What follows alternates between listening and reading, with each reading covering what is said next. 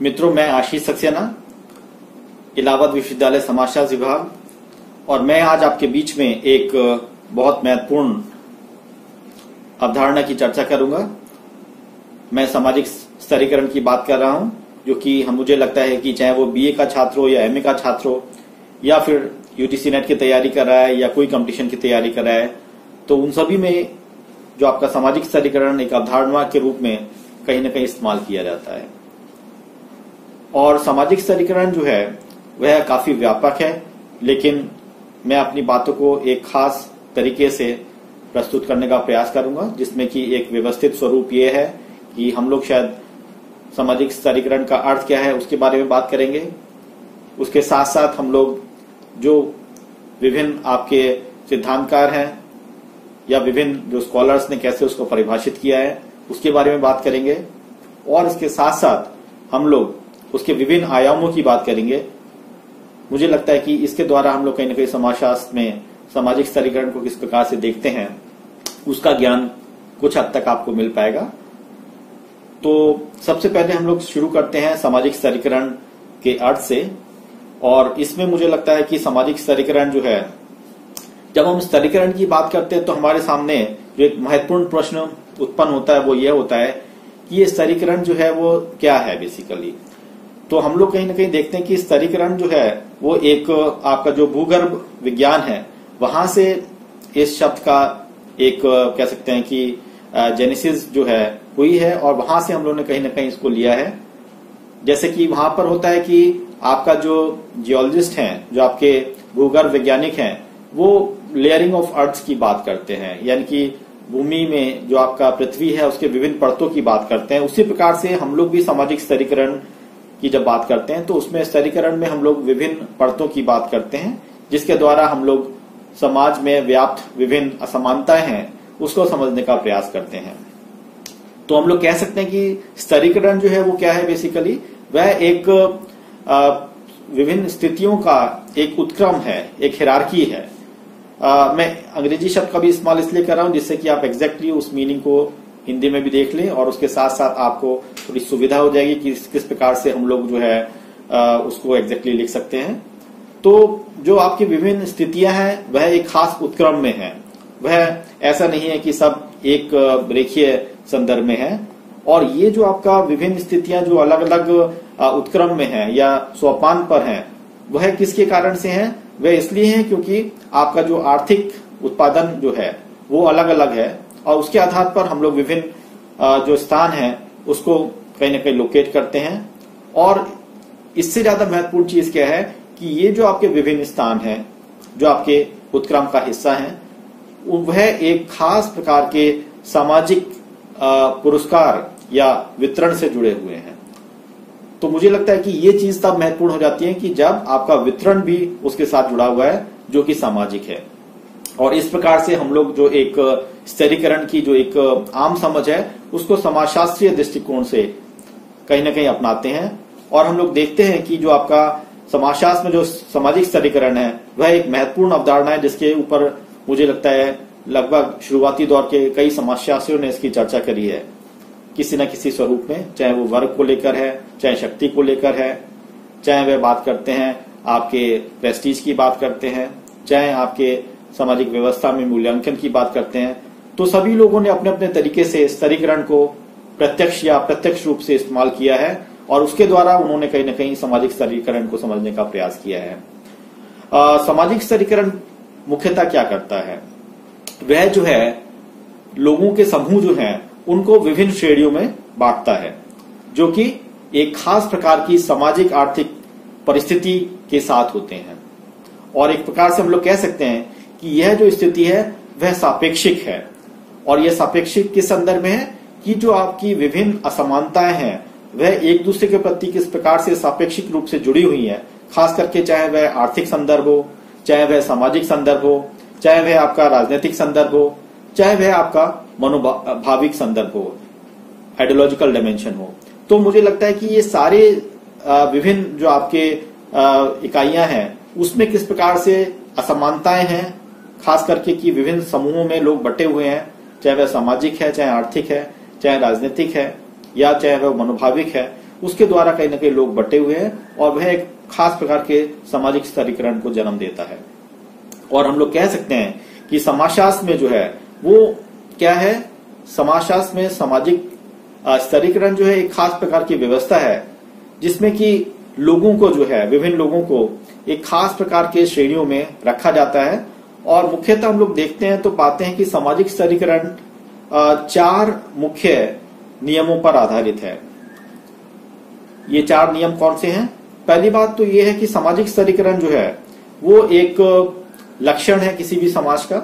एक ट्रेट है जो कि समाज में पाया जाता है। वह सिर्फ लोगों के बीच में अंतर का एक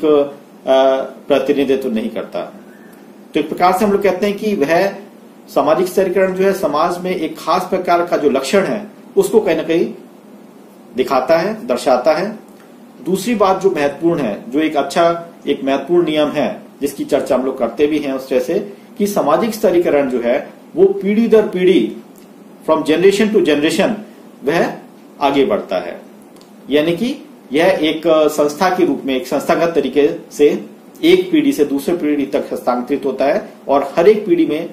सामाजिक स्तरीकरण एक या अन्य स्वरूप में पाया जाता है। तीसरी जो महत्वपूर्ण एक नियम के संदर्भ में हम लोग देखें सामाजिक स्तरीकरण के, तो हम लोग पाते हैं कि यह एक यूनिवर्सल, एक सार्वभौमिक इकाई है और एक वेरिएबल के रूप में हम लोग उसको नहीं देखते हैं कि यह एक कोई खास एक चर है। इस रूप में ना देख के हम लोग उसको एक यूनिवर्सल स्वरूप में देखने का प्रयास करते हैं जो कि सभी देशों में पाया जाता है। और सबसे बड़ी बात यह है कि यह जो है सिर्फ एक असमानता को ही नहीं दर्शाता,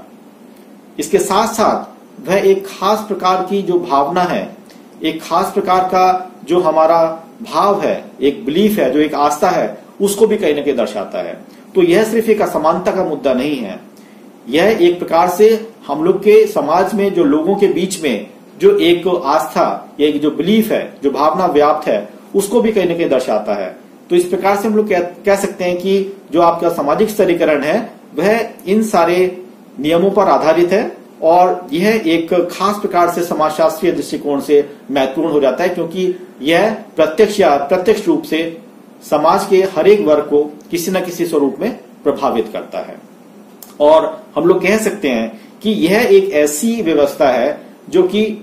कह सकते हैं कि जिसको कि हम लोग पूर्णतः नकार नहीं सकते, अनअवॉइडेबल नहीं है उस तरह से। यह मुख्य समाज जो है आपका, जो मानवीय समाज है, उसका एक अनअवॉइडेबल फीचर के रूप में हम लोग उसको देखने का प्रयास करते हैं। हाँ, ये जरूर है कि उसका जो फॉर्म है, उसका जो एक प्रारूप है या उसका जो एक डिग्री है, उसकी जो एक इंटेंसिटी है, उसमें हो सकता है कि कुछ कम ज्यादा हो, लेकिन किसी न किसी स्वरूप में तो वह समाज में विद्यमान रहता है। और इसके साथ साथ यह जो है आपका विभिन्न व्यक्तियों या स्थितियों या समूहों को आपस में विभेदीकृत करता है। और यह किसके आधार पर करता है? किसी एक खास प्रतिमान के हिसाब से या किसी एक खास क्राइटेरिया के हिसाब से लोगों को एक दूसरे के बीच में बांटने का प्रयास करता है। तो ये विभेदीकरण भी करता है और समाज को विभिन्न श्रेणियों में अलग अलग बांटता भी है। तो एक प्रकार से हम लोग कह सकते हैं कि यह समाज में उत्पन्न होता है और समाज को प्रभावित करता है। ये दोनों ही चीजें हमारे लिए महत्वपूर्ण हो जाती है जब हम लोग सामाजिक स्तरीकरण की बात करते हैं। लेकिन इससे अगर हम लोग सामाजिक स्तरीकरण की बात करते हैं, उससे पहले एक महत्वपूर्ण प्रश्न जिसको मैं आप सबके सामने रखना चाहूंगा वह यह है कि सामाजिक स्तरीकरण तो एक खास प्रकार की सामाजिक व्यथा है जो कि दिखती है, लेकिन यह व्यथा क्यों है या क्या है, या सामाजिक स्तरीकरण नहीं होता तो क्या होता? मैं शायद बात कर रहा हूं समानता की, इक्वलिटी की। तो सबसे बड़ा प्रश्न यह होता है कि क्या हम लोग समानता को असमानता के विपरीत देखते हैं या देख सकते हैं? एक तो यह प्रश्न आता है कि एक तरफ समानता है तो दूसरी तरफ जो है आपका असमानता है, या तो हम लोग इसकी बात करते हैं, या हम लोग ये कह सकते हैं कि जो समानता का जो एक मुद्दा है वह एक कह सकते हैं कि इल्यूजन है, एक खास प्रकार का कह सकते हैं कि एक यूथोपिया है जो कि सही मायनों में जो है वो स्थापित नहीं हो सकता। तो क्या हम लोग इसकी बात कर रहे हैं, या हम लोग सिर्फ ये कहें कि जो हम लोग समानता की बात करते हैं वह सिर्फ एक खास दायरे में सीमित है जिसको कि हम लोग कहते हैं कानून, कि कानून की नजरों में सब बराबर हैं। तो ये एक प्रकार से एक यूथोपिया के रूप में दिखाई देता है, एक भ्रमित संदर्भ के रूप में दिखाई देता है, जो कि वास्तविकता में शायद ना पाया जाता हो। तो क्या हम लोग इस प्रकार की समानता की बात कर रहे हैं जो कि समाज में व्याप्त ही नहीं है? लेकिन जाहिर बात है कि जब हम स्तरीकरण की बात करते हैं या समानता की बात करते हैं तो उसके विपरीत जो दूसरा एक संदर्भ स्थापित होता है वह असमानता की जगह समानता की बात करता है। तो क्या हम लोग एक समानता भरे समाज की बात करते हैं? और अगर हम समानता के भरे समाज की बात करते हैं तो क्या उसमें असमानताएं नहीं होती? ये मुझे लगता है कि एक बहुत महत्वपूर्ण प्रश्न है, क्योंकि ये एक डिबेट है जो इक्वलिटी वर्सेस इनइक्वलिटी की बात करता है, समानता के विपरीत जो असमानता है उसके बारे में चर्चा करता है। मुझे लगता है कि आप सब लोग जैसे जानते हैं कि सभी व्यक्ति या मनुष्य जो हैं वो समान रूप से बनाए गए हैं। All man are created equal. मुझे लगता है कि ये जो एक संदर्भ है वो एक बायोलॉजिकल स्वरूप में भी हो सकता है या वह एक खास मनोभाव के रूप में भी हो सकता है कि सभी मनुष्य समान होते हैं, सबके दो हाथ, दो पैर, दो आंखें, या सभी का एक जैसा नक्शा कदम होता है, या सभी लोग का एक जैसा व्यवहार लगभग होता है। तो ये जो एक समानता की बात है कि all man are created equal, लेकिन ऐसा क्या हो जाता है कि जो व्यक्ति इक्वल बनाए गए हैं, समान बनाए गए हैं, वो अनइक्वल हो जाते हैं या असमान हो जाते हैं। मुझे लगता है कि यह एक मुद्दा है जिसको कि हम लोग को देखने या समझने की जरूरत है। और यहां पर जो है आपका जो सामाजिक स्तरीकरण है वह एक बहुत महत्वपूर्ण भूमिका को निभाता है। तो हम लोग कह सकते हैं कि जब हम लोग एक प्रजातांत्रिक समाज की बात कर रहे हैं तो उसमें हम लोग कह सकते हैं कि हम लोग समानता को देख रहे हैं, खास करके चाहे वो अवसर की समानता हो, चाहे वह आउटकम के रूप में जो समानता दिख रही है, या जो आपका कार्य करने की जो स्थितियां हैं उसमें समानता दिख रही है, वो सारी स्थितियां तो ठीक है। उसके संदर्भ में तो हम लोग प्रजातांत्रिक समाज में शायद बात कर सकते हैं कि समानता जो है वो विद्यमान रहती है। लेकिन क्या यह सही मायनों में समानता है, या जो प्रजातांत्रिक समाज में जो हम लोग समानता की बात करते हैं वो सिर्फ एक सैद्धांतिक स्वरूप है, लेकिन वह शायद व्यवहारिक रूप से शायद नहीं दिखता। अगर हम लोग एक राजनीतिक संदर्भ में देखें तो हम लोग कह सकते हैं कि यह एक प्रकार का एक्सप्रेशन है, एक प्रकार का एक संदर्भ है जो समानता हम लोग बात करते हैं, जो कि आर्थिक रूप से तो देखा जाए तो लोग अलग अलग हैं, लेकिन राजनीतिक रूप से अगर हम लोग बात करें, चाहे वो हम लोग सिटीजन की बात करते हैं, नागरिक की बात करते हैं, चाहे हम लोग बात करते हैं कि सेक्युलरिज्म है, धर्मनिरपेक्षता है, तो ये सारी बातें कहीं ना कहीं हमारे को एक समानता का अवसर तो देती हैं या समानता के एक माहौल को तो उत्पन्न करती हैं, लेकिन यह जो समानता है वह सही मायनों में हमें जमीनी स्तर पर दिखाई नहीं देती है। तो मुझे लगता है कि यहां पर हम लोग को यह देखने की जरूरत है कि जो व्यवहारिकता का जो पक्ष है वो सामाजिक स्तरीकरण के संदर्भ में हमें दिखता है, लेकिन जो समानता का जो मुद्दा है वह शायद सैद्धांतिक रूप में ज्यादा दिखाई देता है, लेकिन व्यवहारिक स्थितियों में शायद वह सही रूप से दिखाई नहीं देता है। तो हम लोग कह सकते हैं कि जो आपका एक सामाजिक स्तरीकरण है वो तो वास्तविकता है, और जो आपकी समानता का जो एक मुद्दा है वह हो सकता है कि एक नीति निर्धारण हो सकता है, या वह लोगों के बीच में एक प्रजातांत्रिक माहौल को उत्पन्न कर सकता है, या सभी व्यक्तियों को समान अवसर देने के लिए एक प्रयास हो सकता है जिसके द्वारा समानता को हम लोग बढ़ा सकते हैं। तो हम लोग कह सकते हैं कि हम लोग समानता की तरफ बढ़ने का एक प्रयास करते हैं, लेकिन यह जो है वो क्या करता है बेसिकली कि जो हमारी असमानता है उसको हम लोग किस प्रकार से कम कर सकें, जिसके द्वारा हम लोग ज्यादा से ज्यादा समाज में समानता को बढ़ा सकें, इस चीज को देखने की जरूरत है। यहां पर मैं बीएस टर्नर की बात को रखना चाहूंगा, जो कहते हैं कि यह जो है आपका अगर कब संभव है कि समानता जो है वो आपकी कब संभव हो सकती है, वह तब संभव हो सकती है कि जब आपकी राजनीतिक स्थिरता है, when there is a political stability, और आपका जो आइडियोलॉजी है, जो आपका एक मनोभाव है वो इगलिटेरियन है, यानी कि एक समरूपी आपका एक मनोभाव है और आपकी राजनीतिक कह सकते हैं सदृढ़ता है, स्टेबिलिटी है, तब हम लोग बात कर सकते हैं कि एक समानता का जो संदर्भ है जिसकी हम लोग बात कर रहे हैं वो स्थापित हो सकता है। और इस प्रकार से हम लोग देखें तो समानता जो है वो क्या है, एक वैल्यू है, एक मूल्य है, यह एक नियम है, एक प्रिंसिपल है जिसके द्वारा हम लोग समाज में आधुनिकता की बात कर सकते हैं या प्रोग्रेसिव एटीट्यूड की बात कर सकते हैं कि समाज आगे की ओर बढ़ रहा है। तो मुझे लगता है कि जब हम लोग समानता की बात को करते हैं तो वह एक प्रकार से एक खास संदर्भ में समाज में जो प्रगति है, जो कि एक सभ्यता की तरफ बढ़ती हुई कदम है, उसको कहीं ना कहीं दर्शाने का प्रयास करता है। और हम लोग एक महान फिलोसोफर जॉन रॉल्स का नाम तो आपने सुना ही होगा। जॉन रॉल्स का कहना था कि हम लोग जो समानता की बात करते हैं, उनका जो कार्य था अ थ्योरी ऑफ जस्टिस, उसमें वह कहते हैं कि जो समानता है वो हम लोग किसके संदर्भ में देख सकते हैं? हम लोग समानता को एक खास सामाजिक न्याय के संदर्भ में देख सकते हैं। Equality has to be seen from the point of view of the social justice. तो सोशल जस्टिस के संदर्भ में, सामाजिक न्याय के संदर्भ में हम लोग बात कर सकते हैं कि हम लोग समानता को स्थापित कर सकते हैं। लेकिन अब इसके विपरीत, ये तो समानता की बात थी जो कि हमारे समाज का एक अहम हिस्सा होता है। ये सब लोग चाहते हैं कि समाज में समानता रहे, लेकिन इसके विपरीत जो वास्तविकता है उसमें हमें कई प्रकार की असमानताएं जो है वो दिखाई देती हैं। और असमानताओं के संदर्भ में भी कई सारे आपके सामाजिक वैज्ञानिक या दर्शन शास्त्रियों ने बहुत महत्वपूर्ण कार्य किए हैं और अपने अपने तरीके से उसको समझाने का प्रयास किया है। खास करके कि हम लोग जब समाजशास्त्र में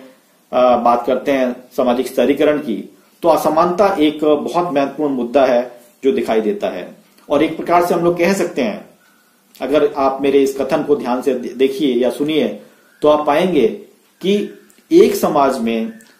सामाजिक असमानता तो हमेशा विद्यमान रही है, लेकिन सामाजिक स्तरीकरण हर एक समाज में नहीं रहा।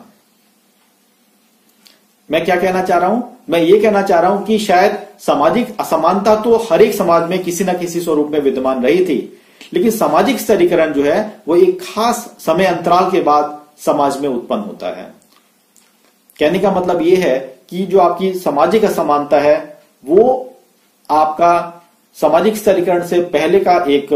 विचार है, या एक पहले की एक अवस्था है जो कि कहीं ना कहीं सामाजिक स्तरीकरण को जन्म देती है। और ये जो आपका सामाजिक स्तरीकरण का संदर्भ है, ये जो बाद में आता है, उससे पहले आपकी सामाजिक असमानता जो है वह समाज में विद्यमान थी। प्रमुख फिलोसोफर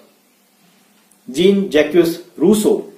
जे रूसो, वह अपने जो एक बड़ी महत्वपूर्ण परिचर्चा है डिस्कोर्स ऑन इनइक्वलिटी, उसमें वह असमानताओं के विभिन्न एस्पेक्ट की बात को करते हैं कि किस प्रकार से समाज में असमानता की उत्पत्ति होती है। और वह कहते हैं कि आपका जो समाज में जो असमानता उत्पन्न हो रही है उसका मुख्य कारण यह है कि जो समाज में जो आपके जैसे जैसे हम लोग सभ्यता की तरफ बढ़ते हैं तो कई प्रकार के जो आपके कह सकते हैं भ्रष्टाचार करने वाले जो प्रभाव हैं समाज में, उसके द्वारा असमानताएं जो हैं वह उत्पन्न होती हैं। शायद उनका कहने का अर्थ यह था कि एक जो प्राकृतिक मनुष्य है वह काफी खुश था और वह कहीं कोई ज्यादा बदलाव नहीं चाहता था, लेकिन जिस प्रकार वह समाज से जुड़ा तो समाज ने किस प्रकार से उसके ऊपर एक प्रभाव डाला और उसके ऊपर एक दबाव डालकर जो एक प्राकृतिक मनुष्य था उसको कई सारी दुविधाओं में, कई सारे संघर्षों में, कॉन्फ्लिक्ट्स में, असमानताओं में उसको डाल दिया और एक नए प्रकार की माइजरीज या जो आपकी विपदाएं हैं उसके सामने खड़ी कर दी। तो हम लोग कह सकते हैं कि समाज में जो आपका सामाजिक असमानता है वह किसका जन्म है? जैसे जैसे हम लोग विकास की तरफ बढ़े, सभ्यता की ओर बढ़े, उसके साथ साथ हम लोग पाते हैं कि कई प्रकार की असमानताएं जो है वो समाज में जुड़ जाती हैं। अन्यथा जो मनुष्य जो था, शायद एक आखेटक मनुष्य जो था या एक पौराणिक मनुष्य जो था, उसके पास ऐसा कोई व्यवस्था नहीं थी या वह काफी खुश था क्योंकि वह कह सकते हैं कि अनसिविलाइज था और उसके पास जो है इस प्रकार की जो चीजें हैं असमानताओं की वह बहुत कम थी, क्योंकि वहां पर जो असमानताएं थी वह खास संदर्भ में देखी जाती हैं। जैसे कि हम लोग जानते हैं कि हम लोग जो है मुख्यतः दो स्वरूप में आपके असमानताओं का जिक्र कर सकते हैं। एक तो हम लोग कह सकते हैं कि बायोलॉजिकल होता है, जैविक होता है, और दूसरा जो है वो सोशल होता है, सामाजिक होता है। तो एक प्रकार हम लोग के पास जैविक असमानताएं हैं और दूसरी तरफ हमारे पास सामाजिक समानताएं हैं। जैविक असमानताओं की अगर हम लोग बात करते हैं तो क्या क्या चीजें आ सकती हैं उसमें? जैविक समानताओं में हमारे पास जैसे कि उम्र है, आपका एज है, या हम लोग बात कर सकते हैं सेक्स की बात कर सकते हैं, जो लिंग है आपका, या हम लोग बात कर सकते हैं कि जो आपका रेस है, जो आपका रंग है, तो ये रंग जो है वो भी एक प्रकार से एक खास बायोलॉजिकल ट्रेट है। लेकिन जब यही चीजें एक खास संदर्भ में समाज में या समाज द्वारा परिभाषित होके या समाज द्वारा रंगीन होके किस प्रकार से प्रस्तुत की जाती हैं, तो वह एक दूसरा स्वरूप इख्तियार कर लेती हैं। जैसे कि हम लोग बात करते हैं कि जो मैंने कहा कि सेक्स, लेकिन जब उसको हम लोग एक खास संदर्भ में रखते हैं, जो हम लोग जेंडर कहते हैं जिसको, तो उसमें हम लोग क्या करते हैं कि आप व्यक्ति विशेष को या महिला और पुरुष में और उसी के हिसाब से उसके खास प्रकार के आचरण को कहीं ना कहीं परिभाषित करते हैं और उसके द्वारा ही हम लोग चीजों को देखने या समझने का प्रयास करते हैं। तो एक प्रकार से हम लोग कह सकते हैं कि जो आपकी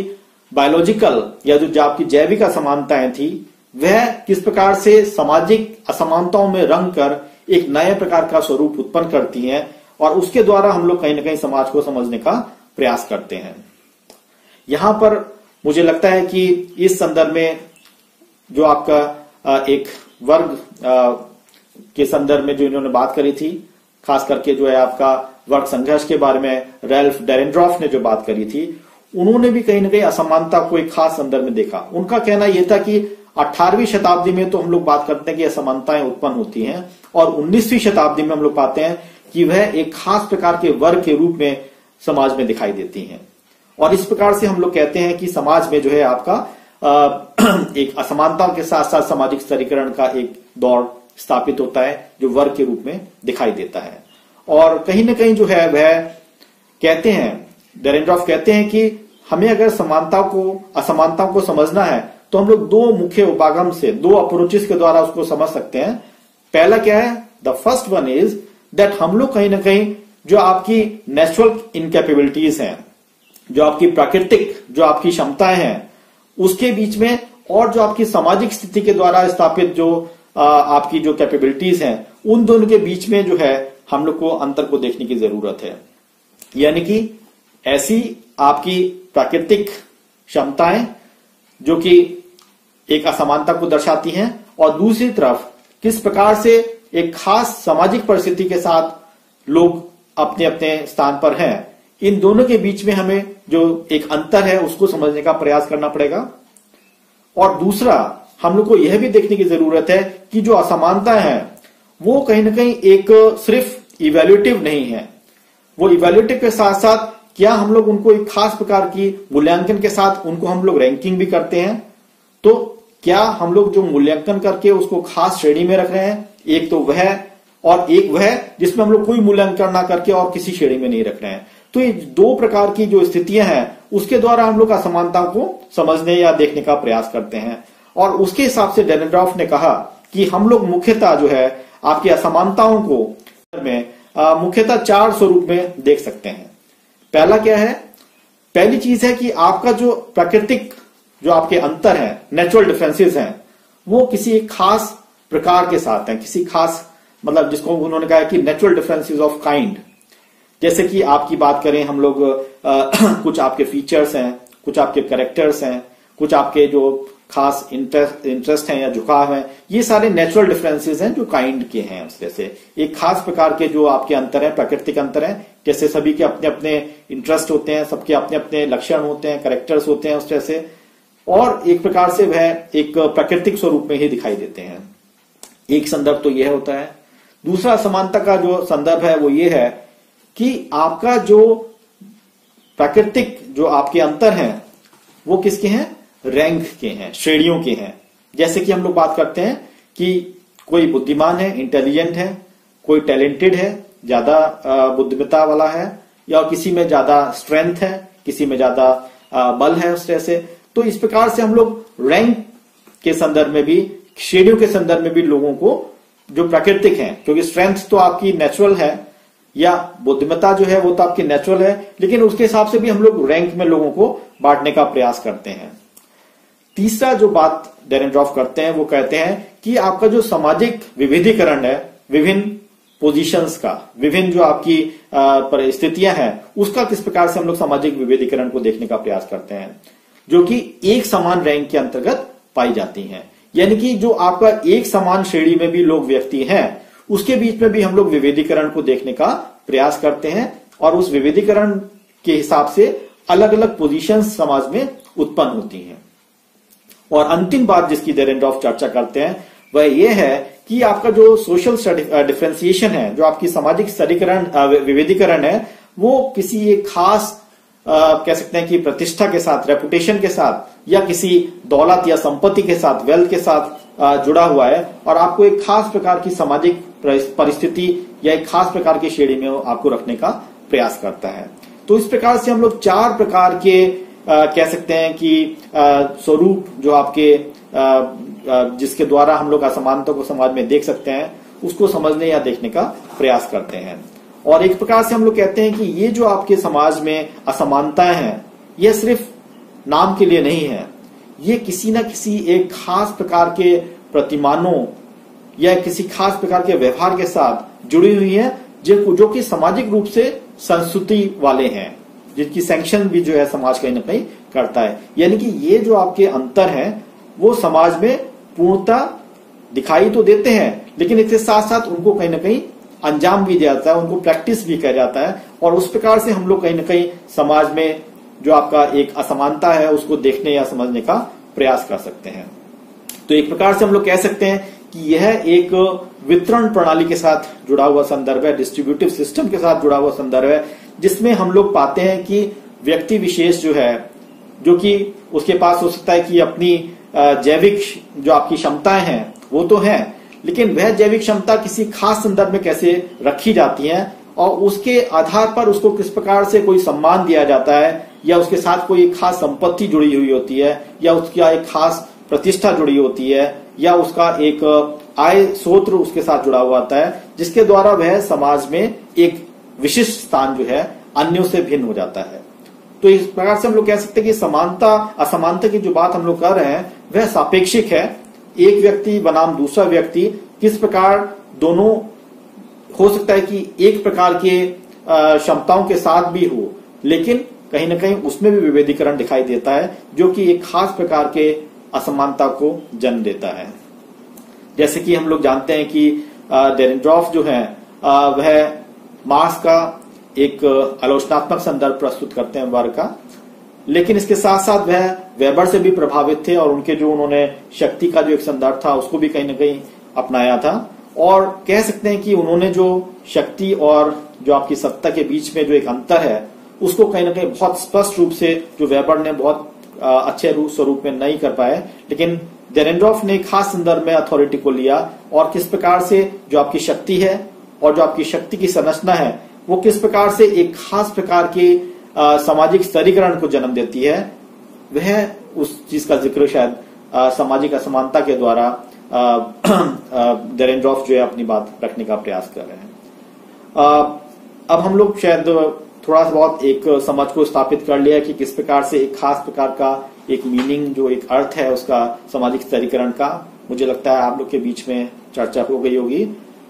हम लोग अपनी बात को आगे बढ़ाते हुए कुछ खास परिभाषाओं की बात करते हैं। मैं शायद इनको डिफाइन करने की कोशिश नहीं करूंगा, लेकिन किसी एक खास स्कॉलर के क्या मुख्य बिंदु थे मैं उन पर चर्चा करने का प्रयास करूंगा। सबसे पहले हम लोग बात करें ऑकबर्न और निमकॉफ की, जिन्होंने एक खास संदर्भ में सामाजिक स्तरीकरण को परिभाषित करने का प्रयास किया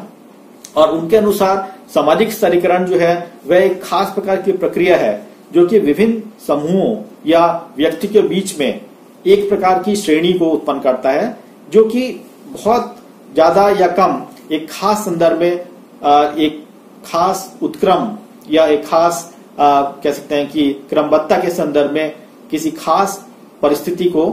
अपनाए रहते हैं। कहने का मतलब क्या है कि जो विभिन्न समूह या व्यक्ति जो है वो एक खास श्रेणी में है और वह कह सकते हैं कि बहुत ज्यादा सुदृढ़ या एक खास ठोस संदर्भ में किस प्रकार से एक खास परिस्थिति के साथ समाज में व्यवस्थित रहते हैं, उसकी बात ऑकबर्न और निमकॉफ करना चाहते हैं कि इस प्रकार की व्यवस्था को हम लोग कहीं न कहीं सामाजिक स्तरीकरण के संदर्भ में देख सकते हैं। मुझे लगता है कि ये खास अथॉरिटी जिसको कि हम लोग समझ सकते हैं कि सामाजिक स्तरीकरण के संदर्भ में एक महत्वपूर्ण कार्य या योगदान वो आपके मेल्विन एम ट्यूमिन का है, MM ट्यूमिन का है, जिनकी पुस्तक भी सामाजिक स्तरीकरण पर है, और उनका जो परिभाषा है सामाजिक स्तरीकरण की, मुझे लगता है कि वह बहुआयामी है, मल्टी डायमेंशनल है, क्योंकि उसमें वह सामाजिक स्तरीकरण को एक खास संदर्भ में देखने या समझने का प्रयास करते हैं। उनके हिसाब से सामाजिक स्तरीकरण जो है वह क्या है, सामाजिक समूह या समाज की एक खास प्रकार की व्यवस्था है जिसमें कि कई सारी आपके जो स्थितियां हैं वह एक हिरार्की के रूप में है, एक उत्क्रम के रूप में है, जिसके साथ कुछ असमान वितरण जुड़े हुए हैं, खास करके कि चाहे वो शक्ति के संदर्भ में हो, चाहे वह संपत्ति के संदर्भ में हो, चाहे वह आपके सामाजिक मूल्यांकन के संदर्भ में हो, या चाहे वह आपके कह सकते हैं कि मनोवैज्ञानिक जो आपकी संतुष्टि है उसके साथ जुड़े हुए हैं। मैं बहुत स्पेसिफिकली उस बात को इंग्लिश में कुछ वर्ड्स के साथ रखना चाहूंगा जिससे कि आप उसको एग्जैक्टली समझ सकें कि वह एक प्रकार की हिरार्की ऑफ पोजीशंस की बात करते हैं जो कि अनइक्वल है with regard to the power, property, social evaluation and the psychic gratification. I think these are the four important things which he is trying to speak when he is trying to speak about the understanding of social stratification. MM Tumin का जिक्र हम लोग आगे भी करेंगे, लेकिन ये क्योंकि अभी हम लोग परिभाषा की बात कर रहे हैं तो मुझे लगता है कि MM ट्यूमिन की परिभाषा काफी संपूर्ण है और एक खास तरीके से उन्होंने सामाजिक स्तरीकरण को एक खास संदर्भ में उसको रखने का प्रयास किया है। नेक्स्ट हम लोग बात करते हैं टेलकर पार्सन्स की। जैसा कि आप जानते हैं वह एक प्रकार्यवादी थे और उनका जो एक संदर्भ था सामाजिक स्तरीकरण को समझने का, वह कहते हैं कि वह तो एक विविधीकृत आपकी श्रेणी है जो विभिन्न इंडिविजुअल्स की है। डिफरेंशियल रैंकिंग्स की बात करते हैं, differential rankings of human individuals, जो कि एक खास प्रकार की सामाजिक व्यवस्था को, सोशल सिस्टम को बनाते हैं और उसी के हिसाब से उनको जो है चाहे वह उच्चता का या निम्नता का, सुपीरियरिटी या इंफीरियरिटी का जो एक ट्रीटमेंट है वो उनको दिया जाता है। तो ये जो आपका एक सामाजिक व्यवस्था में किस प्रकार से विभिन्न रैंकिंग को एक खास प्रकार से सुपीरियर या इंफीरियर के रूप में जो ट्रीटमेंट दिया जाता है, पार्सन्स उसके संदर्भ में सामाजिक स्तरीकरण को देखने का प्रयास कर रहे हैं। और इसके बाद हम लोग अगर पिट्रिम सोरोकुन की बात करते हैं, जिन्होंने सामाजिक स्तरीकरण को कहा है कि वह तो एक प्रकार का विविधीकरण है जो कि एक विशिष्ट जो आपकी जनसंख्या है उसको किस प्रकार से एक खास वर्ग के रूप में, जो कि एक खास कह सकते हैं कि संस्करण के रूप में जो है वो प्रस्तुत करती है और वह चीज जो है कहीं ना कहीं वो दिखाई भी देती है। It is manifested also in the day to day activities in the society. और वह सामाजिक स्तरीकरण जो है एक खास प्रकार का असमान वितरण, चाहे वो आपके अधिकारों का हो, चाहे वरीयता का हो, चाहे जिम्मेदारियों का हो, चाहे आपके विभिन्न कर्तव्यों का है, उसको भी कहीं ना कहीं दर्शाने का प्रयास करता है। तो एक प्रकार से हम लोग कह सकते हैं कि ये जो आपकी परिभाषाएं हैं वो एक खास तरीके से गुथी गई हैं और सामाजिक स्तरीकरण को समझने के लिए एक खास संदर्भ में हर एक व्यक्ति ने अपने अपने तरीके से उसको प्रस्तुत करने का प्रयास किया है। अब हम लोग अपनी चर्चा को आगे बढ़ाते हुए जो आपके सामाजिक स्तरीकरण के विभिन्न प्रकार हैं उसके बारे में हम लोग चर्चा करेंगे। जैसे कि आप लोग सबने टीबी बोटोमोर की किताब को तो जरूर पढ़ा होगा और उनकी किताब में सामाजिक स्तरीकरण में उन्होंने मुख्यतः 4 स्वरूपों में कहीं ना कहीं जो है आपके स्तरीकरण को देखने का प्रयास किया है। पहला जो है आपका वो क्या है, दास्ता की बात करते हैं, वो स्लेवरी की बात करते हैं। और दूसरा जो है आपका वह जागीरदारी की बात करते हैं, एस्टेट की बात करते हैं, जो दूसरा स्वरूप है आपके सामाजिक स्तरीकरण का। तीसरा जो है वो आपका जाति है और चौथा जो है वो आपका वर्ग है। तो मुख्यतः वह कहते हैं कि ये 4 संदर्भ में, ये 4 स्वरूपों में हम लोग जो है सामाजिक स्तरीकरण को देख सकते हैं। जैसे कि हम लोग सब जानते हैं कि जो आपकी स्लेवरी है, जो आपकी दास्ता का जो युग है वह प्राचीन काल से जुड़ा हुआ है और उसका आधार मुख्यतः तो आर्थिक था, लेकिन इसके साथ साथ उसमें सामाजिक और राजनीतिक पक्ष भी विद्यमान था। बट मुख्यतः जो है वह आपका, क्योंकि मनुष्य जो है वो लेन देन की वस्तु के रूप में देखा जाता था और समाज में जो स्लेवरी है उसका अर्थ यही था कि किस प्रकार से जो है किसके पास ज्यादा व्यक्ति हैं या कौन ज्यादा से ज्यादा मनुष्य को अपने अधीन कर सकता है, खरीद फरोख्त कर सकता है मनुष्य की, उसके द्वारा जो है समाज में वह अपनी हैसियत को दर्शाता था। तो एक प्रकार से हम लोग कह सकते हैं कि जो स्लेव है, जो आपका एक आपका स्लेवरी का जो युग था, दासता के युग में जो दास की स्थिति है वह काफी दयनीय इसलिए थी क्योंकि उसके पास ना तो सामाजिक अधिकार होता था, ना उसके पास आर्थिक अधिकार होता था और ना आपके राजनीतिक अधिकार होता था। उस प्रकार से हम लोग देखें तो दासता का जो सबसे बड़ा एक पहलू है कि वह एक खास विशिष्ट प्रकार के सामाजिक स्तरीकरण की बात को करता है, जो कि एक खास स्वरूप है जो आपके पौराणिक समाज में पाया जाता है। दूसरा जो आपकी व्यवस्था है खास स्वरूप में, जिसको हम लोग सामाजिक स्तरीकरण के रूप में देखते हैं, वह है आपकी एस्टेट सिस्टम, जागीरदारी व्यवस्था। जैसे कि हम लोग सब जानते हैं कि एस्टेट सिस्टम जो है, जागीरदारी व्यवस्था जो है, वह आपके मध्य यूरोप की देन है और खास करके कि वहां पर जो है जन्म से ही जो है आपका चाहे वो वेल्थ है, आपकी जो संपत्ति है, या आपके पास जो जमीन जायदाद है, जो जमीन का जो महत्व था वहां पर, तो किस प्रकार से आप लैंड के कंट्रोल द्वारा एक प्रकार से कह सकते हैं कि लॉर्ड्स एंड द सर्व्स का जो एक युग था, जिसमें कि आपके बड़े बड़े जमींदार होते थे और उसके अंतर्गत जो है आपके कह सकते हैं कि कई सारे जो सामंतवादी युग था, जिसमें कि सामंत और आपके विभिन्न जो आपके नीचे अंडर प्रिविलेज लोग रहते थे। तो ये जो आपके सर्व्स थे वो बेसिकली जो है आपके लिए काम करते थे। तो ये जो आपका एक युग है उसमें कई सारी श्रेणियां भी थी, चाहे वो आपका फ्यूडल सिस्टम में जैसा कि हम लोग जानते हैं कि चाहे वो प्रीस्ट हैं, जो आपके प्रीस्ट सिस्टम में खास करके जो प्रीस्ट होते थे वो उच्च स्तर पर होते थे यूरोप में, और खास करके जो पादरी जो चर्च के हैं। और दूसरा जो है आपका कह सकते हैं कि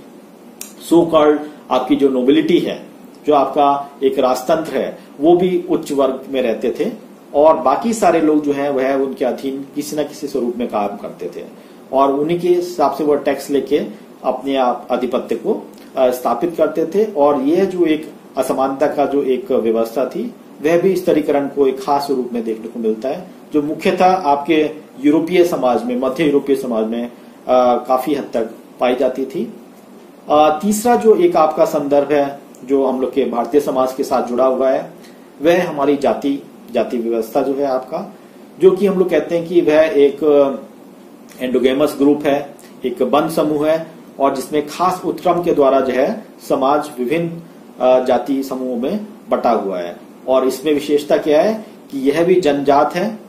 ये एस्क्राइब्ड है और इसके साथ साथ इसमें आपके चाहे वो व्यवसाय है, चाहे वह आपके कुछ खास विशिष्ट नियम है, ये सारी चीजों का पालन किया जाता था, जिसमें कि आपकी गतिशीलता ना के बराबर थी। और अंतिम जो अवस्था है आपके, एक अंतिम स्वरूप जो आपका कह सकते हैं कि सामाजिक स्तरीकरण का है, वह है आपकी वर्ग व्यवस्था। वर्ग व्यवस्था जैसा कि हम लोग जानते हैं कि यह भी पश्चिमी समाज का एक आधुनिक स्वरूप है। खास करके कि वर्ग जो है वो हम लोग समझते हैं कि वह आर्थिक उत्पादन शक्तियों के साथ जुड़ा है, अगर हम लोग मार्क्सवादी परिप्रेक्ष्य में बात करते हैं तो। और इसमें हम लोग पाते हैं कि यहाँ पर जो वर्ग की बात हम लोग कर रहे हैं उसमें एक गतिशीलता का संदर्भ जो है वो स्थापित था, जिसमें कि हम लोग कह सकते हैं कि अर्जित संदर्भ जो है, अचीवमेंट का जो एक संदर्भ है वो ज्यादा दिखाई देता है वनस्पत की वह एस्क्राइब्ड है या जनजात है। तो इस प्रकार से हम लोग कह सकते हैं कि जाति जो है वो बंद एक व्यवस्था का स्वरूप है सामाजिक स्तरीकरण का, और जो वर्ग है वह आपका एक खुली व्यवस्था का स्वरूप है, जो कि आपके यूरोपीय समाज में या आधुनिक समाज में पाया जाता है। अब हमें लगता है कि यह कुछ जो आपके विभिन्न स्वरूप हैं विभिन्न देशों में या विभिन्न आपके कह सकते हैं कि भौगोलिक संदर्भ में अलग अलग स्वरूपों में वितरित हैं। ऐसा भी हो सकता है कि आपका एक ही समाज में एक से ज्यादा स्वरूप के भी स्तरीकरण जो है वो व्याप्त हो सकते हैं। जैसे कि मैंने कहा कि यूरोप में सिर्फ जागीरदारी व्यवस्था है, ऐसा नहीं है, उसमें वर्ग व्यवस्था भी हो सकती है। उसी प्रकार से अगर हम भारतीय समाज की बात करें तो यहाँ पर जागीरदारी व्यवस्था जैसा भी एक संदर्भ दिखाई देता है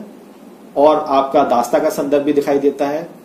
जाति व्यवस्था तो है ही, और इसके साथ साथ जो है आपका वर्ग व्यवस्था भी कहीं ना कहीं दिखाई देती है। तो एक प्रकार से हम लोग कह सकते हैं कि एक समाज में एक ही प्रकार का स्वरूप होगा ऐसा जरूरी नहीं है, एक से ज्यादा प्रकार का स्वरूप होने की भी संभावना हो सकती है। हम लोग अपनी इस बात को और बहुत स्पष्ट रूप से समझने का प्रयास करते हैं, खास करके कि हम लोग बात करें कि जो आपकी सामाजिक स्तरीकरण है उसकी क्या मुख्य विशेषताएं हैं, उसकी कैरेक्टरिस्टिक्स क्या है। और यहां पर भी मैं एमएम ट्यूमिन का जो कार्य है उस पर ज्यादा बल दूंगा, खास करके कि उन्होंने एक संदर्भित या एक खास तरीके से विशेषताओं को एक सिस्टमेटिक स्वरूप में प्रस्तुत किया है। उन्होंने सबसे पहले कहा कि जो आपका मुख्य विशेषता है सामाजिक स्तरीकरण की, वह ये है कि वह सामाजिक है, इट इज सोशल। यह पहली विशेषता है जो कि किसी सामाजिक स्तरीकरण के संदर्भ में एक विशेषता के रूप में देखी जाती है, क्योंकि यहां पर सामाजिक से मतलब हम लोग का ये है कि हम लोग जो बायोलॉजिकल है, जो जैविक पक्ष है, उसके द्वारा जो असमानता है हम लोग उसको देखने का प्रयास नहीं कर रहे हैं, बल्कि हम लोग जो सामाजिक स्वरूप में जो आपकी असमानता है वो किस प्रकार से समाज में व्याप्त है, हम लोग उसको देखने का प्रयास कर रहे हैं। यानी कि जो जैविक है वो किस प्रकार से सामाजिक हो रही है और किस प्रकार से समाज पर वह प्रभाव कर रही है या प्रभावित हो रही है, हम लोग उस संदर्भ में कहीं ना कहीं स्तरीकरण को देखने का प्रयास कर रहे हैं। तो एक प्रकार से हम लोग कह सकते हैं कि सामाजिक स्तरीकरण जो है वह एक प्रकार से क्या है, एक सामाजिक पक्ष है, जो कि ट्यूमिन कहते भी हैं कि वह कुछ एक खास सामाजिक जो आपके नियम है या जो आपके कुछ कह सकते हैं कि प्रतिमान है, चाहे वह आपकी कुछ संतुति है, उनके द्वारा वह समाज में स्थापित होते हैं। और ऐसा भी देखा गया है कि ये जो है वो अनस्टेबल भी होते हैं, पूर्णता जो है ऐसा नहीं है कि ठोस है, क्योंकि जैसे जैसे आपकी चाहे चीजें कम या ज्यादा होती हैं, प्रभावशाली होती हैं, कम या ज्यादा होती हैं, उसके हिसाब से जो है उनका जो प्रभाव है वो समाज के संदर्भ में या सामाजिक स्थितियों के संदर्भ में बदलता भी है। तो इसीलिए हम लोग कह रहे हैं कि वह सामाजिक है, क्योंकि वह आपके समाज के द्वारा प्रभावित हो रही हैं और समाज को वह प्रभावित करती हैं। और इसके साथ साथ हम लोग जो दूसरा एक पक्ष है जिसको कि हम लोग कह सकते हैं कि सामाजिक स्तरीकरण की एक मुख्य विशेषता है, वह ये है कि वह पौराणिक है, इट इज एंशियंट। पौराणिक से हम लोग का मतलब यह है कि हम लोग किसी भी युग की बात करें, किसी भी ऐतिहासिक संदर्भ या आपके पुराणिक दस्तावेज की बात करते हैं, तो हम लोग पाते हैं कि स्तरीकरण किसी न किसी स्वरूप में हर एक समाज में पाया जाता है, चाहे वह अमीर हो, चाहे गरीब हो, चाहे वह शक्तिशाली हो, चाहे वह दयालु हो, चाहे वह कोई भी आपकी पौराणिक सभ्यता हो। हर एक सभ्यता में किसी न किसी स्वरूप में जो है वह सामाजिक स्तरीकरण पाया जाता है। तो हम लोग कह सकते हैं कि वह ऐतिहासिक है, हिस्टोरिकल है, पौराणिक है। तीसरी बात जो हम लोग ने शायद शुरू में भी करी थी कि वह सार्वभौमिक है, यूनिवर्सल है, it is universal in nature, और यह सभी समाजों में किसी न किसी स्वरूप में पाया जाता है,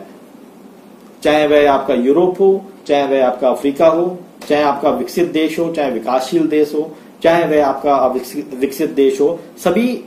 देशों में किसी न किसी स्वरूप में हम लोग पाएंगे कि सामाजिक स्तरीकरण जो है वो पाया जाता है, और वह एक खास प्रकार का जो आपकी चाहे वो पढ़ा लिखा समाज है या वह कह सकते हैं कि नॉन लिटरेट सोसाइटी है, दोनों ही समाजों में हम लोग पाते हैं कि आपकी सामाजिक स्तरीकरण जो है वो व्याप्त है। तो इस प्रकार से हम लोग कह सकते हैं कि सामाजिक स्तरीकरण जो है वह उसका कैरेक्टर जो है वो यूनिवर्सल है। एक अन्य बात जो जैसे मैंने अभी जिक्र भी किया था कि उसका कह सकते हैं कि डाइवर्स स्वरूप है, यानी कि उसका काफी ज्यादा फैलाव या विस्तृत स्वरूप जो है वो दिखाई देता है। जैसे कि हम लोग देखते हैं कि एंशियंट रोम की बात करते हैं तो वहां पर जो समाज जो है वो पैट्रिशियंस और प्लेबियंस के संदर्भ में जो है वो डिवाइडेड था। अगर हम लोग अपने आर्यन समाज की बात करते हैं, इंडियन आर्यन सिस्टम की बात करते हैं, तो हम लोग सब जानते हैं कि चतुर्वर्ण में हम लोग का समाज जो है वो विभाजित था।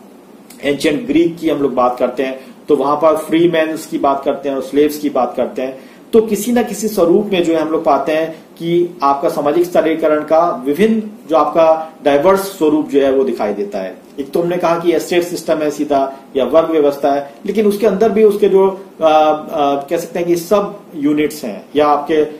फर्दर स्ट्रेटिफिकेशंस जो हैं वो समाज में डाइवर्स स्वरूप में दिखाई देते हैं।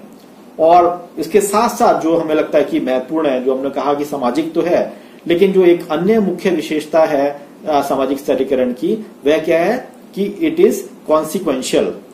यानी कि वह प्रभावी है, यानी कि उसका एक खास प्रभाव जो है समाज में दिखाई पड़ता है। उसके कुछ न कुछ कह सकते हैं कि परिणाम है। ऐसा नहीं है कि वह सिर्फ समाज में व्याप्त है, लेकिन उसके साथ साथ जो है उसके कुछ समाज में प्रभाव भी दिखाई देते हैं। जैसे कि मैंने कहा कि जो आपकी नियंत्रण की चीजें हैं वो कुछ सीमित लोगों के हाथ में है, या जो वितरण है आपके रिसोर्सेज का, संसाधन का, वह भी आपके स्टेटस के हिसाब से, आपकी परिस्थिति के हिसाब से होता है, और उसी के हिसाब से लोगों को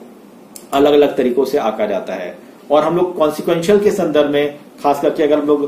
वेबर के संदर्भ में बात करते हैं, तो हम लोग पाते हैं कि यह कॉन्सिक्वेंसेस किस प्रकार से देती है। कॉन्सिक्वेंशियल कैसे है कि यह चाहे आपका लाइफ चांस की बात है, चाहे आपके जीवन अवसर की बात है, या फिर आपके जीवन शैली की बात है, लाइफस्टाइल की बात है, दोनों में ही कहीं ना कहीं आपको प्रभावित करती है।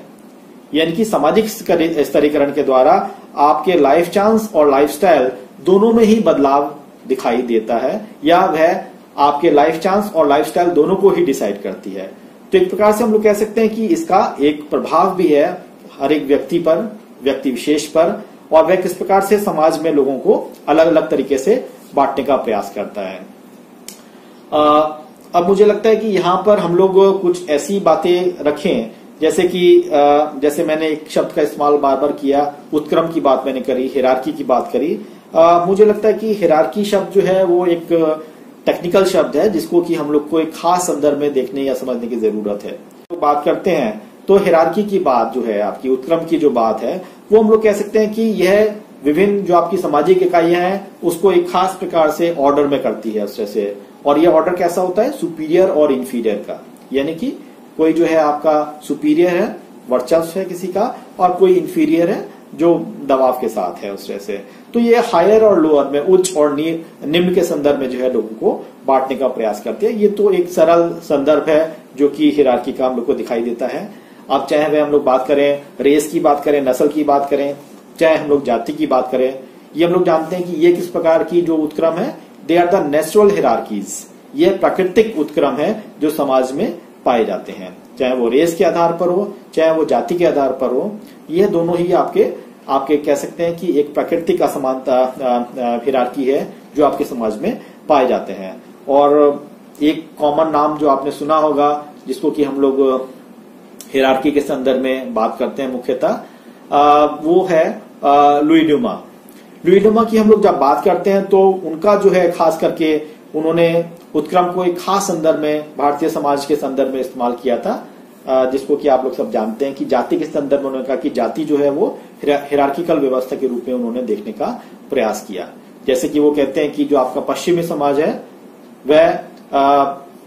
इक्वलिस है, होमो इक्वलिस के संदर्भ में देखते हैं कि वहां पर मानवीय समाज जो है वो समानता पर बसा हुआ है। लेकिन जो आपका भारतीय समाज है वो होमो हिरार्किकस है, वह कह सकते हैं कि मानवीय समाज जो है वो एक खास उत्क्रम में बंधा हुआ है। तो हम लोग कह सकते हैं कि जो आपका हिरार्की का जो संदर्भ है, उत्क्रम का जो समझ है, वो एक खास संदर्भ में हम लोग देखते हैं, खास करके कि जिसमें कि हम लोग बड़ी इकाई और छोटी इकाई के बीच में किस प्रकार से संबंध है, किस प्रकार से वे एक दूसरे से गुथे हुए हैं, और हम बड़ी इकाई के अंतर्गत जो छोटी इकाई है वह किस प्रकार से स्थापित है, यानी कि वह किस पोजीशन पर है, उसके द्वारा हम लोग हिरार्की को समझने का प्रयास करते हैं। जैसे कि हम लोग कह सकते हैं, जो उन्होंने कहा भी था, ड्यूमो ने कहा भी था कि between which is encompasses and which is been encompassed, यानी कि कोई चीज किसके अंतर्गत सम्मिलित है और किस स्थान पर है, उसके संदर्भ में हम लोग हिरार्की को देखने की बात करते हैं। खास करके कि ड्यूमा ने जो बात करी थी वह जाति के संदर्भ में कहा था कि वह जो आपका शुद्ध और अशुद्ध, प्योर और इम्प्योर के जो प्रिंसिपल है, नियम है, उस पर आधारित है, और उसी के हिसाब से जो है आपके विभिन्न वर्ण जो है एक खास तरीके से अरेंज हैं, और वह एक खास प्रकार का स्तरीकरण की बात को रखते हैं। हिरार्की के साथ साथ हम लोग कुछ बात करें कि आपकी जो सामाजिक स्तरीकरण है उसके विभिन्न आयाम क्या हैं, विभिन्न डायमेंशंस क्या हैं। तो मैं क्विकली जो है उनके ऊपर थोड़ी सी चर्चा करके और थोड़ा सा सिद्धांतिक पक्ष को लेके और फिर मैं अपनी बात को समाप्त करने की कोशिश करूंगा, क्योंकि समय काफी आगे बढ़ चुका है। डायमेंशंस ऑफ सोशल सर्टिफिकेशन की जब हम लोग बात करते हैं तो उसमें एक महत्वपूर्ण जो डायमेंशन है, एक महत्वपूर्ण जो स्वरूप है, वह है वर्ग, क्लास, जिसको कि हम लोग मुख्यतः इकोनॉमिक लेवल पर देखने का या समझने का प्रयास करते हैं। दूसरा जो है आपका वो स्टेटस ग्रुप है, आपकी जो परिस्थिति समूह है जिसका जिक्र वेबर ने किया था जो कि परिस्थिति समूह क्या है, वो एक खास प्रकार की प्रतिष्ठा या प्रेस्टीज के साथ जुड़ा हुआ है, जो एक खास प्रकार के जीवन शैली को एंजॉय करता है, उसके साथ जुड़ा हुआ होता है। तीसरा जो एक पक्ष है, जो डायमेंशन है आपके स्ट्रैटिफिकेशन का, वह है आपकी पावर, शक्ति, जिसको कि मैक्स वेबर ने कहा भी था कि वह एक ऐसी शक्ति है या एक ऐसी व्यवस्था है जिसमें कि आपकी क्षमता है कि किस प्रकार से आप जो कराना चाहते हैं अन्य से, वह आप उसके इच्छा के विरुद्ध भी करा सकते हैं। It's the ability to impose one wills on other social actors. उस प्रकार से कहीं ना कहीं हम लोग शक्ति की बात करते हैं।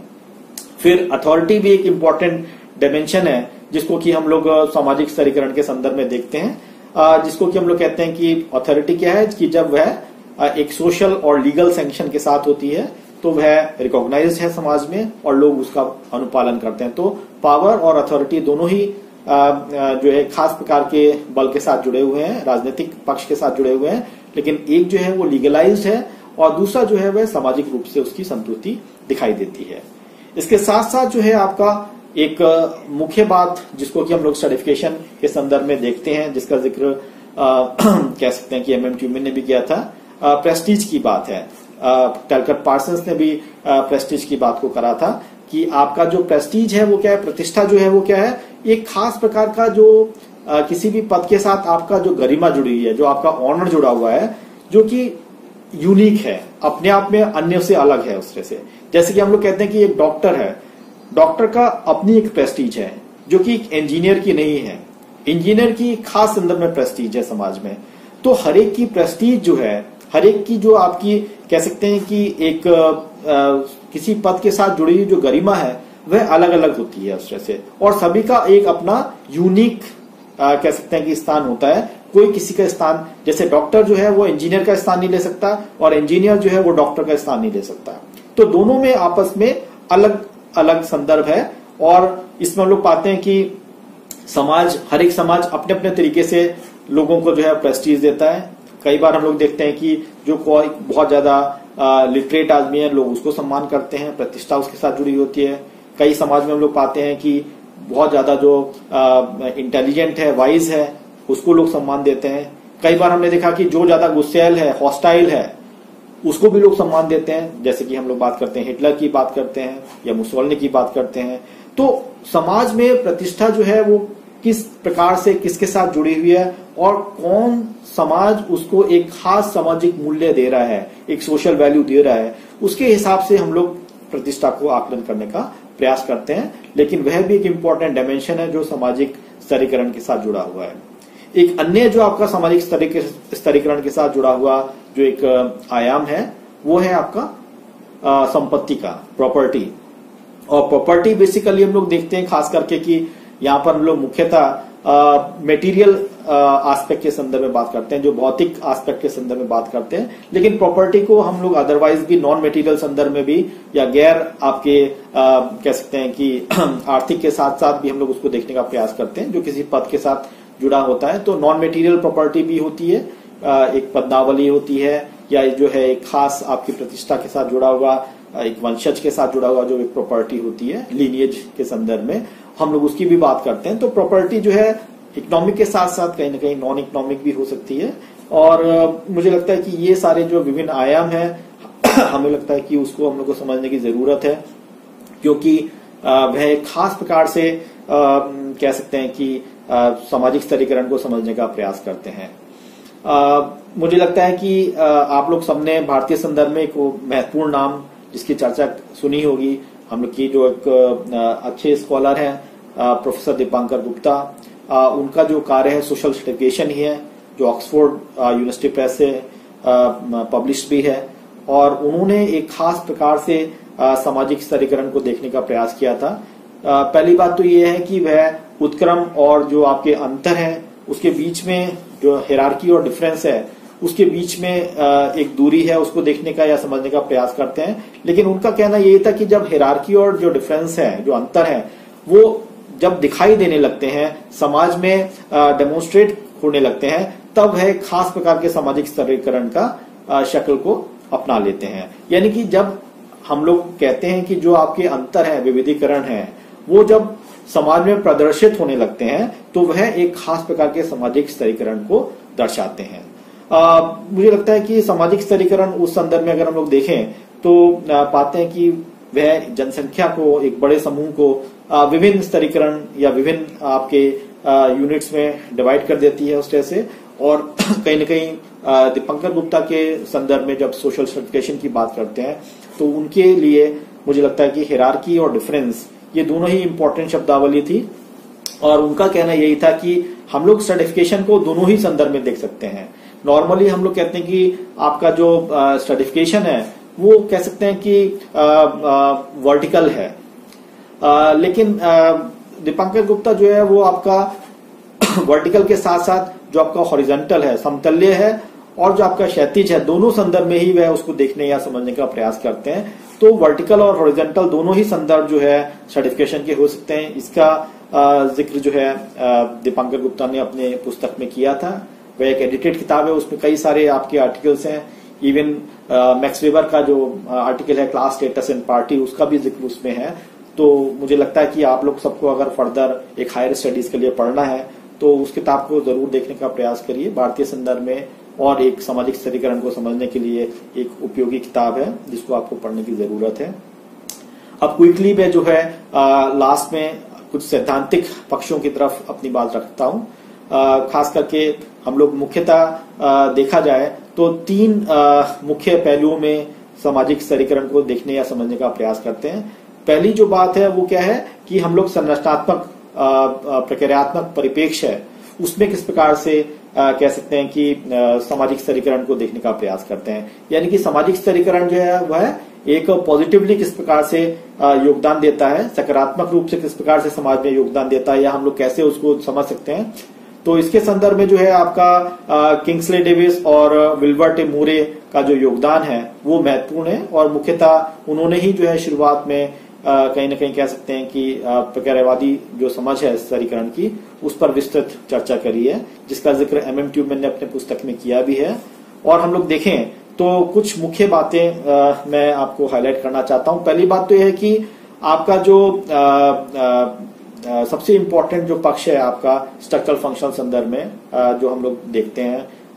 खास करके स्तरीकरण के बारे में, तो वो है कि उसकी जो स्तरीकरण है, जो एक फंक्शनल डिफरेंशिएशन है, जो आपका प्रक्रियात्मक विभेदीकरण है, वो इनएविटेबल है। यानी कि हम लोग उसको नकार नहीं सकते। तो उसकी इनएविटेबिलिटी की जो बात है फंक्शनल डिफरेंशिएशन की कि प्रक्रियात्मक जो आपका विभेदीकरण है वो मस्ट है, हम लोग उससे छूट नहीं सकते, हम उसमें अपने आप को उससे अलग नहीं कर सकते। एक तो एक मुख्य बिंदु है। दूसरा ये है कि हम लोग अगर ध्यान से देखें तो आपका जो डिफरेंशियल्स हैं, हमें उसकी खास प्रकार से कुछ खास खूबियां हैं, एबिलिटीज हैं, उसके द्वारा हम लोग किस प्रकार से उनके जो विभिन्न कार्य हैं उनको सम्मान करने का प्रयास करते हैं। यानी कि हर एक व्यक्ति के लिए कुछ खास एक कह सकते हैं विशेषता होनी चाहिए,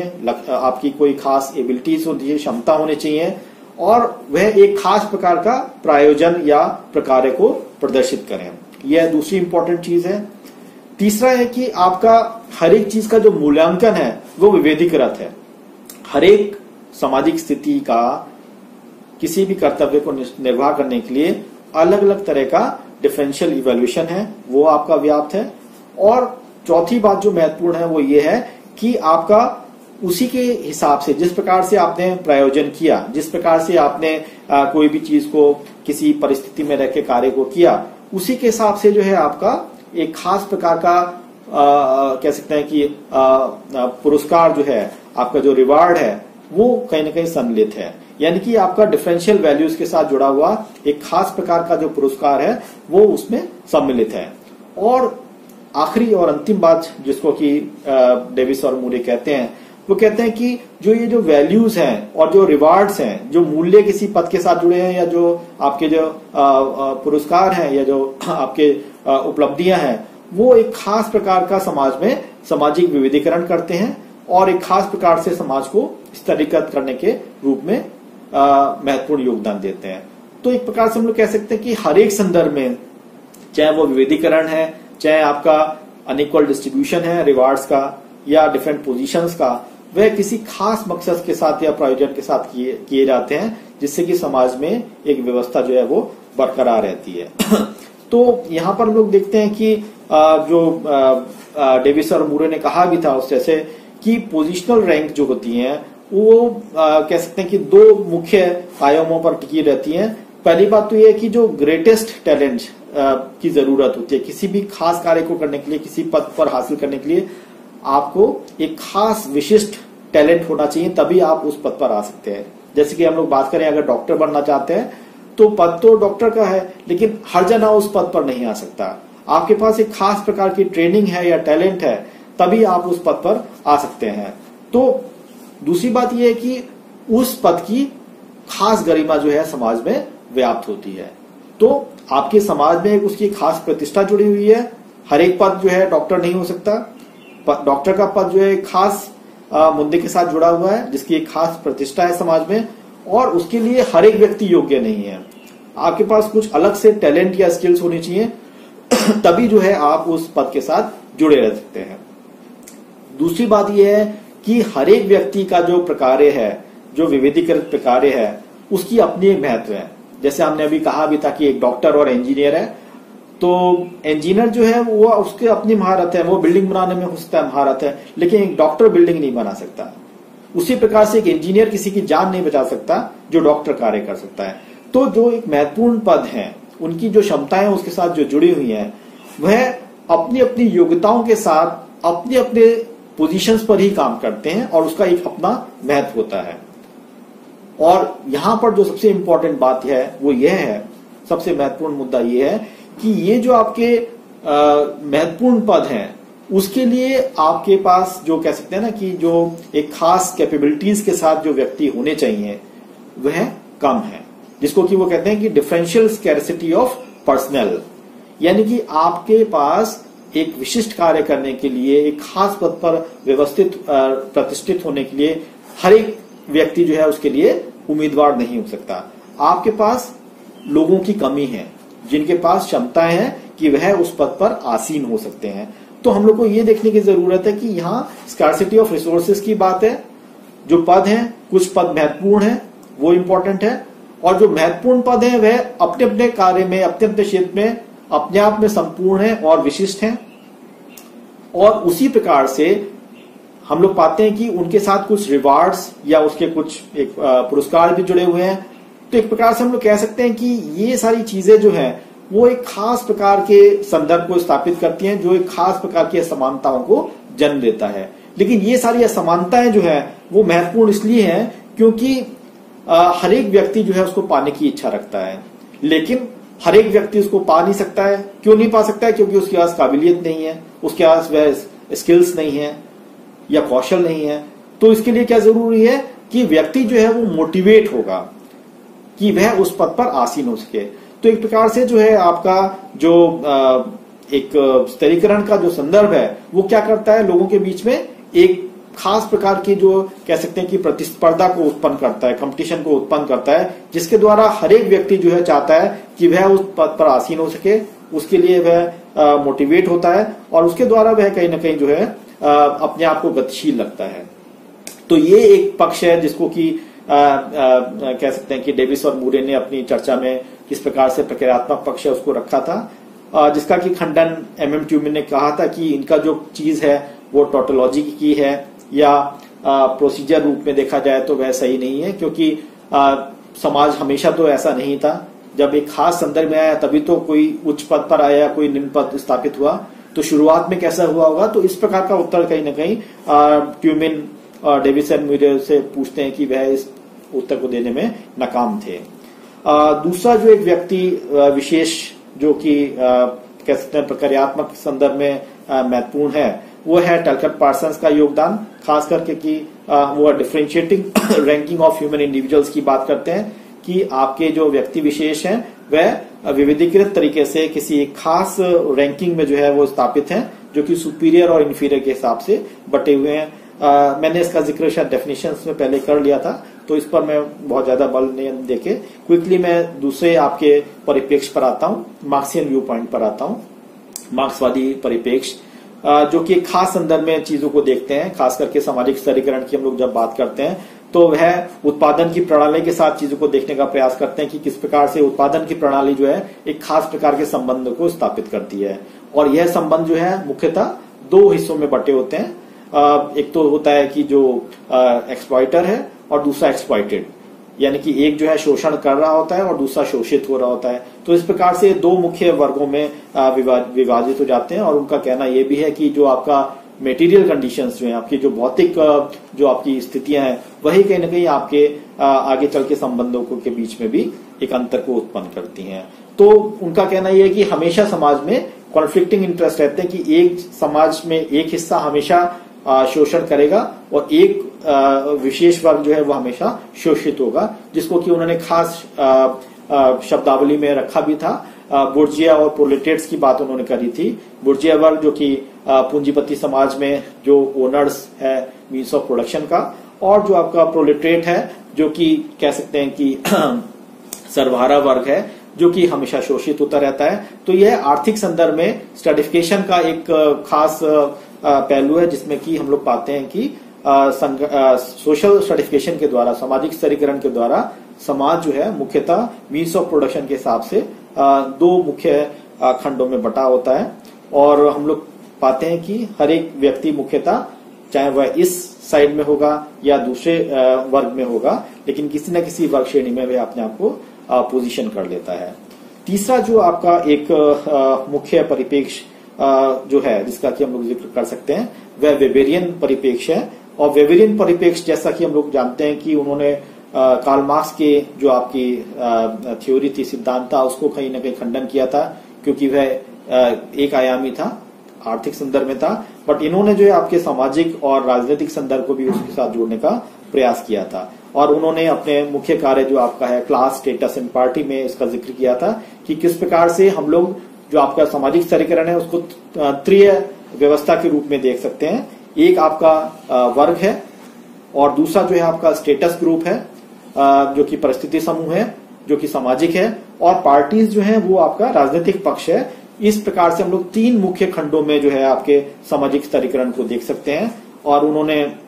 एक खास संदर्भ में कहा कि जो वर्ग आपकी जो स्थिति है, परिस्थिति जो है, वह आपकी मार्केट के साथ जुड़ी है, इकोनॉमी के साथ जुड़ी है, और मार्केट व्यवस्था के हिसाब से, बाजारी स्थिति के हिसाब से आपकी जो है वर्गीय स्थिति बनती है। तो एक प्रकार से मार्क्स का खंडन करते हुए उन्होंने अपने तरीके से जो है चीजों को प्रस्तुत करने का प्रयास किया। मुझे लगता है कि उन्होंने मुख्यतः जो आपके सामाजिक स्तरीकरण के संदर्भ में कुछ महत्वपूर्ण चीजें हैं उसका जिक्र किया है। कभी और चर्चा होगी तो हम लोग हर एक चीज के बारे में और विस्तृत जानकारी ले सकते हैं, लेकिन एक मोटे तौर पर हम लोग किस प्रकार से सामाजिक स्तरीकरण के विभिन्न पहलुओं को देख सकते हैं या समझ सकते हैं, मैंने उसको रखने का प्रयास किया है। मुझे लगता है कि रेफरेंस के रूप में आपके पास कुछ अच्छी किताबें जिसको आपको पढ़ना चाहिए। जैसे मैंने कहा कि एक जो मुख्य कार्य एम ट्यूमिन का, उनकी पुस्तक का नाम भी है social stratification, the forms and functions of inequality. मुझे लगता है कि इसको आपको पढ़ने की जरूरत है। पतली सी किताब है, बहुत मोटी नहीं है, और आपको आसानी से मिल भी सकती है। प्रिंटाइज वॉल की पब्लिकेशन है ये। आप लोग को इसको पढ़ने की जरूरत है, जिसमें आपको और विस्तृत रूप से सारी चीजों के बारे में जानकारी मिल सकती है।